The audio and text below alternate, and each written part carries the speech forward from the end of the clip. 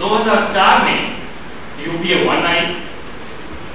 इसके लास्ट एक 1 ईयर में 2009 नवंबर में यूपीए 1 सरकार ने 2009 नवंबर में एक ग्रुप ऑफ मिनिस्टर्स के मीटिंग में इस मामले को फिर से ग्रुप ऑफ मिनिस्टर्स ने डिस्कशन के लिए लिया।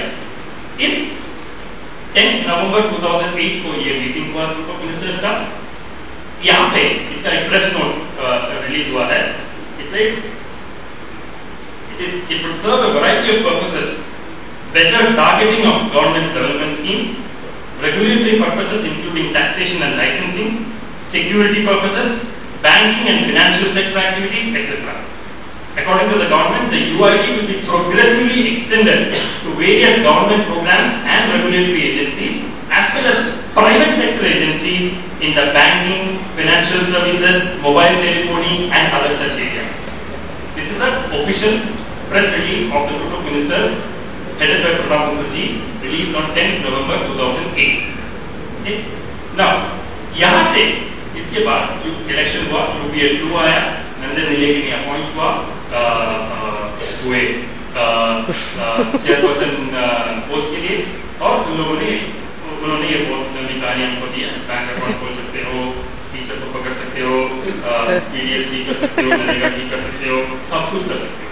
It will change the face of governance in India. That is the argument that is put forward by the UIDAI. Now, let us take each of these cases. I will summarize very quickly the questions, the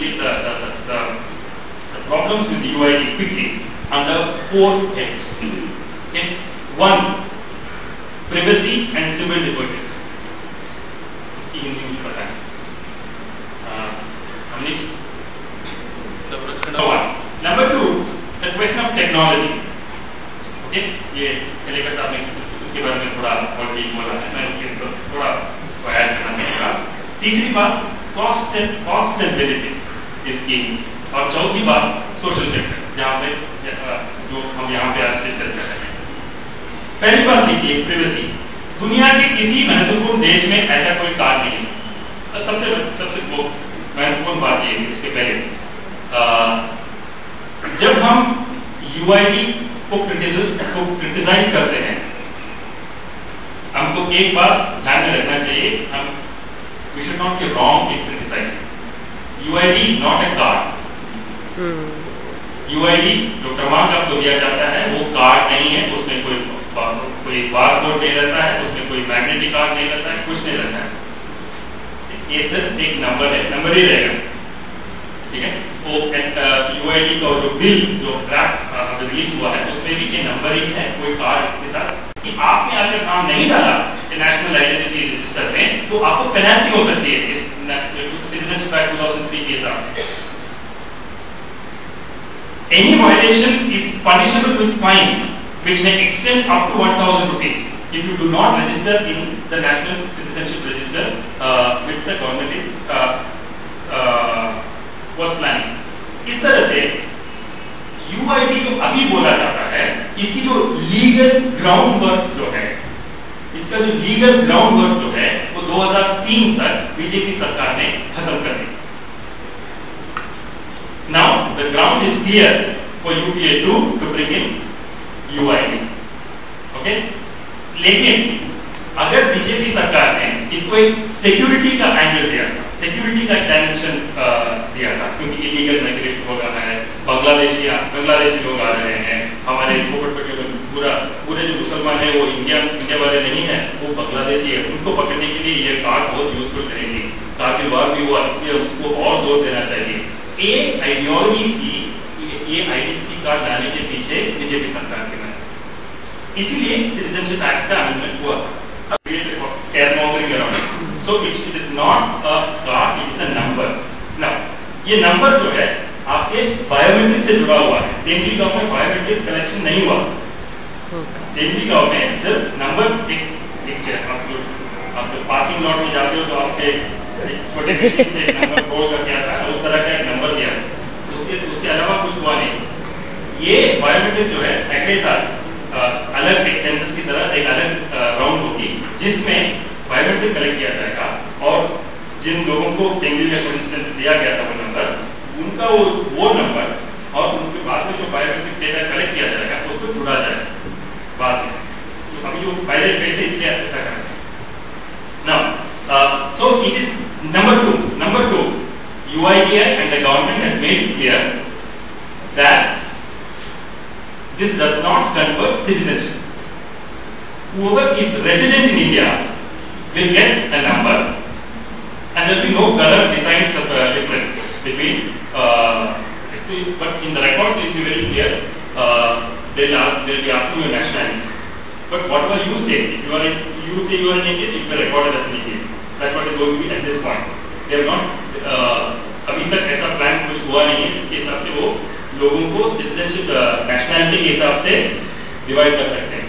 okay, क्योंकि इसलिए बोल रहा हूँ क्योंकि अगर आप ration card का एक कॉपी उनको दे सकते हो तो वो मान लेंगे कि आप इंडियन है, और जो भी इलीगल इंडिया में स्टे करता है उनके पास एक राशन कार्ड है,